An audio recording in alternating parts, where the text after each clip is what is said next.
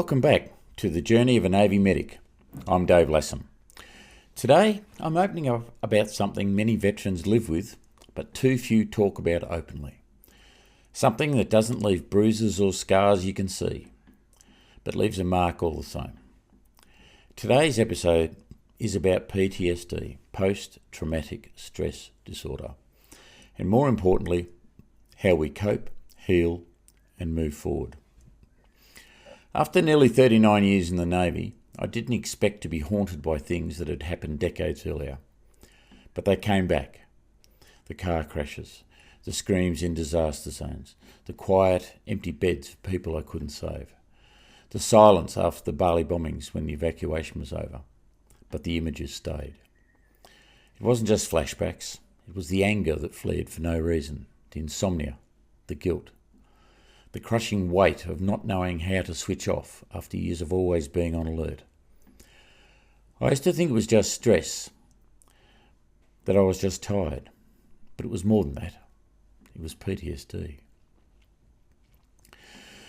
The turning point came shortly before I retired. I'd moved to a shore base, but PTSD was coming my way. It snuck up on me. Well, that's what it felt like. Those odd feelings that had been growing suddenly surfaced with a vengeance. Flashbacks, intrusive thoughts, feeling lost. That's when I knew I needed help. But I want to say this very clearly for anyone listening who may feel the same. Asking for help is not a weakness. It's survival. I saw a specialist. I was officially diagnosed with PTSD, and I started therapy. It wasn't easy. Talking about things I'd buried for decades is one of the hardest things I've ever done. But it's also what started my healing. There's a myth in the military, especially among us older veterans, that we have to be tough, stoic, never let them see you cry. But the truth is, real courage is in owning your wounds. We prepare our bodies for battle. We need to prepare and care for our minds too. PTSD doesn't discriminate. It doesn't care if you're a frontline soldier or a medic like me. If you served, if you experienced trauma, if you carry grief or survivor's guilt, it's valid. And you're not alone. Sharing my story is part of my healing, and maybe it can help someone else start theirs. For my healing, it came in stages. Therapy, talking with other veterans, writing this book, Meet Dave Lassam, the man for the job, and doing things I loved, dog showing, helping others, even this podcast. You don't have to talk about everything right away. You don't have to be cured overnight. But starting somewhere, that's the key. And if you're listening right now and wondering whether anyone would understand, I do. So do thousands of veterans who've walked the same path. You're not weak, you're human.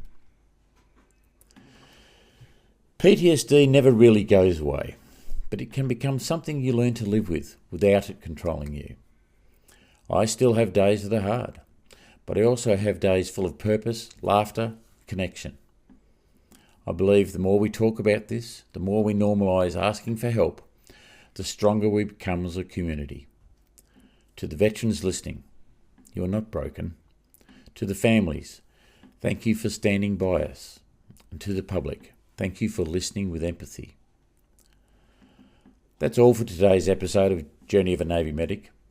If this spoke to you, share it with a mate, a partner, a fellow veteran. And remember, what you've been through may shape you, but it doesn't define you. In the next episode, we'll explore the toughest challenge I've ever encountered and the journey I took to overcome it. The silent battle, navigating prostate cancer as a Navy veteran. Until then, I'm Dave Lassam. Be kind to yourself and take care of those still walking their path to peace.